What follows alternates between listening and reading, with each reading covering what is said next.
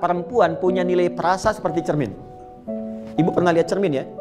Kalau cermin itu dilempar sampai pecah, bisa nggak disusun kembali? Jangan salah, bisa disusun kembali, tapi tak mampu memantulkan bayangan yang sempurna.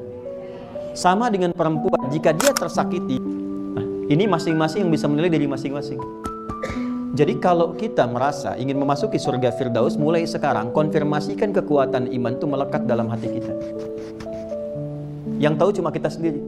Apakah imannya kuat, standar, atau di bawah standar?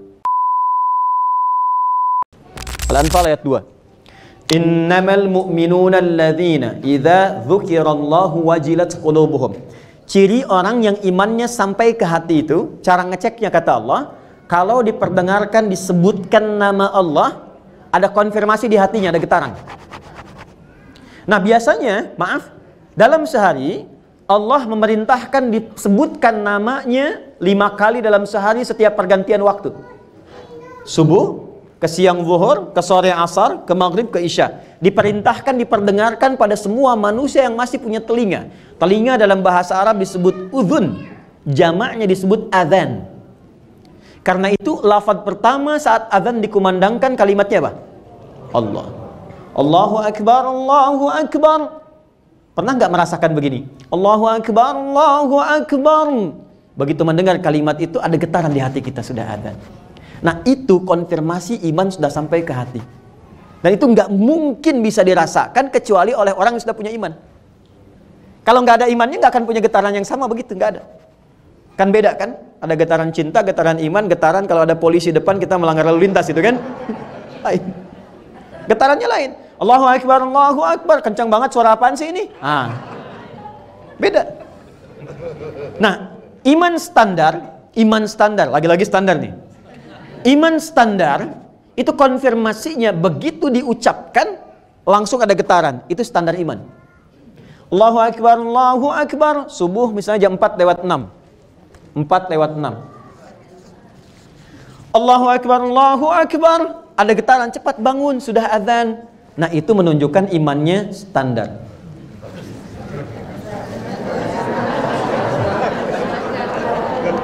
Kuat tidak, lemah juga tidak. Itu dalilnya Quran surah keempat ayat 103 di ujung ayatnya. Inna salata kanat 'alal mu'minina kitaban mawquta. Orang beriman itu tahu waktu salat. Konfirmasinya Allahu Akbar, Allahu Akbar. Ya Allah, sudah azan standar. Kalau kuat, dia tunggu baru selesai isya dah nunggu subuh.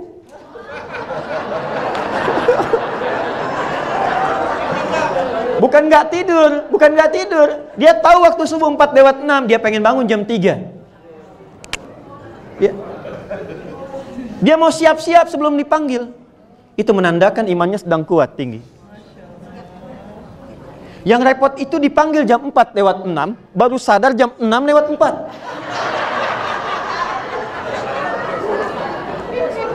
Tapi kalau masih ingat sholat, masih ada konfirmasi iman. Yang bahaya itu begini, mengaku beriman, mengaku muslim, di KTP-nya Islam, tapi nggak ada getaran di jiwanya. Allahu Akbar, netral aja, sholat tidak dikerjakan, puasa dilewati. Nah ini yang dimaksudkan iman bermasalah, qalbun mayyit. Nah saya mau ke sini, saya teruskan lagi. Syarat pertama, Bapak Ibu sekalian, untuk mendapatkan surga Firdaus itu harus dikonfirmasi keberadaan iman dalam diri kita. Ini masing-masing yang bisa menilai dari masing-masing. Jadi kalau kita merasa ingin memasuki surga Firdaus, mulai sekarang konfirmasikan kekuatan iman itu melekat dalam hati kita. Yang tahu cuma kita sendiri. Apakah imannya kuat, standar, atau di bawah standar? Allahu Akbar, Allahu Akbar. Bahkan sekarang ada yang lihat jam. Jam berapa asar? Lihat. Sudah ada yang menyiapkan maghrib, menyiapkan isya. Berbahagialah. Pokoknya sepanjang ada getaran dalam jiwa kita yang mengonfirmasi keagungan Allah, maka disitulah kita masuk dalam level golongan apa? Mu'minun. Qad aflahal mu'minun. Kuncinya sudah ada. Nah sekarang cara melatihnya bagaimana? Supaya iman itu semakin kuat, dijaga sampai dengan meninggal. Karena kalau nggak dilatih sinyalnya redup, Bu, Pak. Kalau nggak dilatih sinyalnya redup. Kayak Anda punya handphone, kalau sudah baterainya lemah kan harus dicas kan? Kalau mau dicas kan biasanya pakai kabel kan? Ada adaptornya disambungkan kan? Kabel itu bahasa Arabnya habl. Habl. Disambungkan ada energi lagi masuk dalam diri kita, masuk dalam handphone. Baterainya kuat lagi. Nah, harus ada tali yang menyambungkan kita dengan Allah. Hablu minallah. Cas untuk mengecas supaya iman itu lebih kuat lagi. Maka bentuknya apa? Perhatikan kalimatnya baik-baik.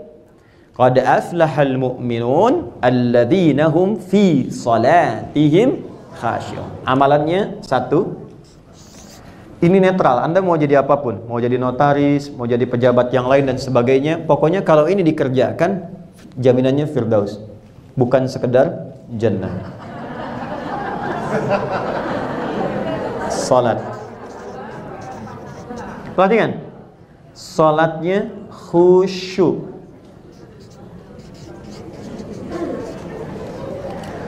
Anda mau masuk surga yang standar, jannah, yang penting sholat. Mau tingkat khusyunya berapa persen, yang penting saya sholat. Tapi ketika level Anda ingin dinaikkan, saya pengen firdaus, kata Allah konfirmasikan, alladzina hum fi salatihim khasyi'un. Maka calon penghuni surga firdaus itu tidak akan dia menunaikan sholat kecuali berusaha menunaikan dengan khusyuk semampu yang bisa dia lakukan. Nanti beda rasanya. Nanti kita akan detilkan ini. Tenang, ya. Ini baru poinnya saja. Kan sampai Isya kita. Ya. Betul ya? 2. Nanti kita belajar, Pak. Apa itu khusyuk kan belum dibahas. 2. Walladzina hum 'anil lagwi mu'ridun. Hati-hati. Ini pasti akan melekat pada pekerjaan. Hati-hati ya. Walladzina hum, ciri kedua, 'anil lagwi mu'ridun, selalu menghindari, menjauhi segala yang tidak penting, segala yang sia-sia. Menghindari yang tidak penting. Maaf, Bapak keluar dari sini, Ibu keluar, banyak hal yang bisa dipandang. Ada yang bermanfaat atau ada yang tidak bermanfaat. Ada yang penting, ada yang tidak penting. Calon penghuni firdaus tidak akan melihat kecuali yang bermanfaat dan penting saja. Ketika yang dilihat tidak penting, dia palingkan. Itu detailnya ada di Quran, surah yang ke-24, ayat 30 untuk laki-laki, ayat 31 untuk perempuan. Quran surah An-Nur, ayat 30 untuk laki-laki, ayat 31 untuk perempuan. Yang ini dalilnya Quran surah kedua, ayat 45 sampai dengan 46. Ditafsir di Quran surah ke-29 di ayat yang sama 45. Pelan-pelan. Saya turunkan yang ini dulu ya. Contoh. Dari mata. Pelan-pelan. Quran surah 24 ayat 30 untuk laki-laki. Kullil mu'minina. Dikonfirmasi lagi imannya. Kan qad aflahal mu'minun. Ditafsir di sini kullil mu'minina. Muhammad SAW viralkan. Saya sekarang lebih senang menerjemahkan dengan kata-kata viralkan dibanding katakan. Ya, karena lebih luas sifatnya. Muhammad SAW viralkan. Kalau sudah viral, like, share, and subscribe kan? Baik. Muhammad viralkan. Katakan pada semua yang merasa beriman, yaghuddu min absarihim. Maka praktekan ghaddul basar. Apa itu ghaddul basar? Ghaddul basar itu bukan nggak boleh lihat. Silahkan melihat. Tapi ketika yang dilihat itu berpotensi mendatangkan yang tidak bermanfaat, apalagi maksiat, maka palingkan. Awas, jangan salah ya. Saya berbicara misalnya dengan bapak, dengan ibu. Dalam Islam silahkan saling menatap, gak ada masalah. Tapi ketika yang ditatap itu berpotensi mendatangkan hal yang tidak bermanfaat, bahkan maksiat, palingkan. Anda silahkan cek WA, lihat gambar macam-macam YouTube. Ketika tatkala melihat itu ada hal yang tidak bermanfaat, palingkan. Definisi palingkan itu bisa hapus, bisa ganti, ya, bisa kita palingkan dengan nyata. Ya. Jadi bukan gak boleh lihat. Ini penting saya tegaskan karena saya dulu pernah 2002 di Jogja, ada seseorang yang memahami ayat ini nggak boleh lihat gitu. Jadi dia naik sepeda ke pinggir jalan raya, matanya nunduk begini tuh. Nah, sekira ini penting untuk ditekankan kembali ya. Kemudian wa kullil mu'minati, perempuan juga begitu. Yaghdudna min absarihinna. Jaga pandangannya. Dari mata turun ke kelisan dulu, Bu. Kelisan. Jangan langsung ke hati aja ya. Jangan langsung ke hati, turun ke kelisan. Yang dipanggil imannya lagi. Enggak, saya mau detilkan tentang kalimat anil lagwi mu'ridun. Kan ada kan kata-kata yang tidak manfaat? Ya kan? Apa di antara contohnya? Lawan dari semua yang baik. Celaan itu nggak bermanfaat. Hoax itu nggak bermanfaat. Maaf ya, cacian nggak bermanfaat. Berdebat yang tidak benar, debat kusir nggak bermanfaat. Maka turunlah Quran surah 49 di ayat yang ke-11 sampai 12 misalnya. Jadi kalau kita mau rinci sampai ke kaki kita bisa turunkan. Ini baru mulut, baru lisan. Ya ayyuhalladzina amanu, hai semua orang yang telah merasakan beriman, iman. La yasraq qaumin qaum, jangan saling mencela. Ketika Anda menuliskan Notaris Muslim Indonesia, Anda katakan bersama menggapai firdaus, bersama menggapai jannah, maka konsekuensinya sifat-sifat ahli jannah itu turunkan dalam perilaku kita. Jangan sampai di keluarga besar ini ada yang saling mengecilkan, saling ingin menjatuhkan, saling mengungkap aib dan sebagainya.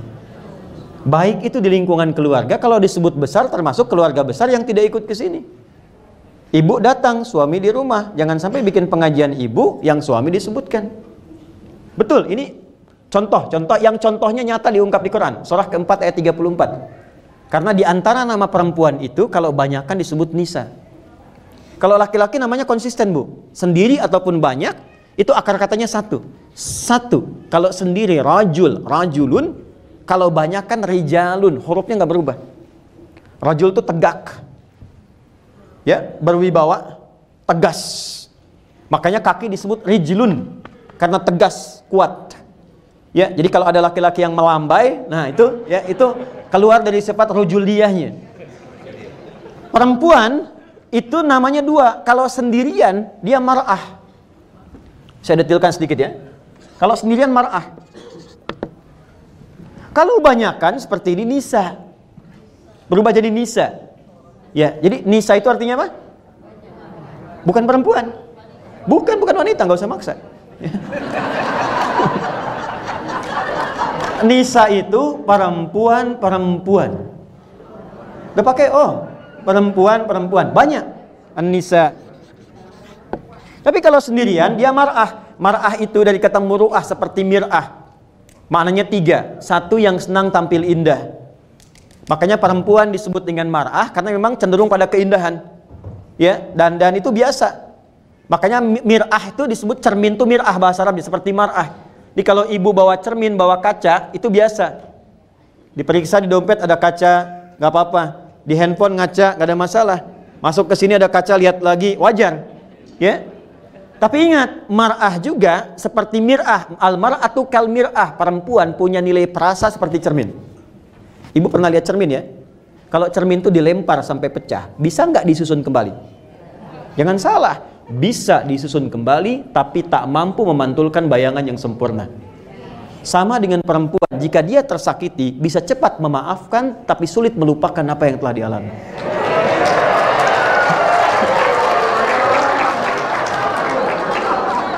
Enggak, ini saya serius, ini bahasa Quran. Jadi kalau Anda punya persoalan dengan istri sekarang, rekening listrik 20 tahun yang lalu, ikut lagi. Itu marah. Tapi ketika dia bersama, namanya berubah dari mar'ah menjadi nisa. Nisa itu apa? Dari kata nasa, senang mengungkapkan apa yang dirasakan. Saya nggak bilang curhat ya, cuman suka mengungkapkan apa yang dirasakan. Persoalannya kata Quran, ya, Quran surah keempat ayat 34, "Fas-salihatu qanitatun hafizatun lil ghaibi bima hafizallah." Kadang-kadang ketemu dengan temannya yang dicurhatkan hal yang tidak seharusnya keluar. Dari mata turun ke lisan. Ibu kumpul, "Teteh apa kabar?" "Baik, alhamdulillah." "Gimana pekerjaan?" "Semua lancar." "Keluarga?" "Alhamdulillah sehat." "Suami bagaimana?" Di situ masalahnya.